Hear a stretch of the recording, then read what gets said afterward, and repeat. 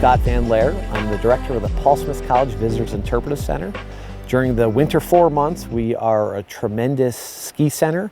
We have over 25 miles of trail and now have introduced a backcountry zone that we call the Jenkins Mountain, and the trails are Where's Ron Kon, named after local ski legend Ron Konowitz, who helped develop these trails. So the first thing I really thought about was Ron Kon, because I've worked with him for so many years in my previous career as a forest ranger. We worked together on many incidents and skied with him a few times, and knew his passion about skiing in general and skiing in the backcountry. And I knew the struggles that he and several others had tried to get a trail on the forest preserve, and I knew how difficult that was. So I thought of Ron, called him up and said, here's an opportunity for a study site. So that's how this all came to be.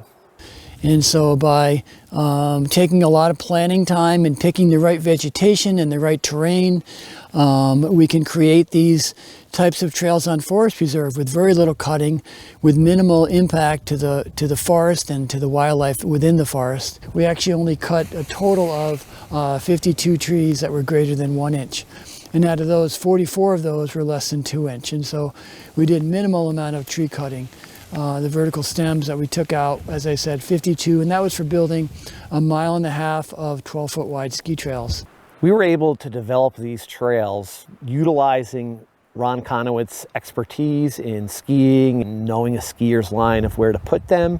And then we used the resources of Paul Smith College, our professors involved with ecological research and in developing these trails and a visitor use management plan.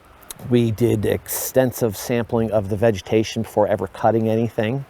And what we're also doing is collecting data from skiers. So we want to find out if the skiers are liking these trails and what kind of changes they would like to see from a recreational standpoint. And then we'll maintain all this database.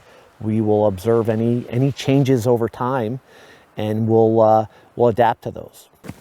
But it's kind of fun to see the college students up here. They're really enjoying it. There's no other college in the United States that has a backcountry ski zone as part of their campus. And so kids can go here, they can go backcountry skiing before class.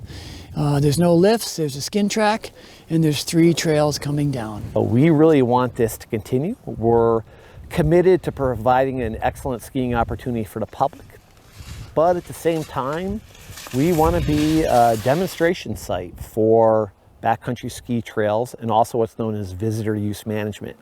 That's a way to collect baseline information before the public recreates on a trail, and then adapting to changes that we find over time. And we want to make that info public and available to the DEC and APA, and perhaps help them make some decisions.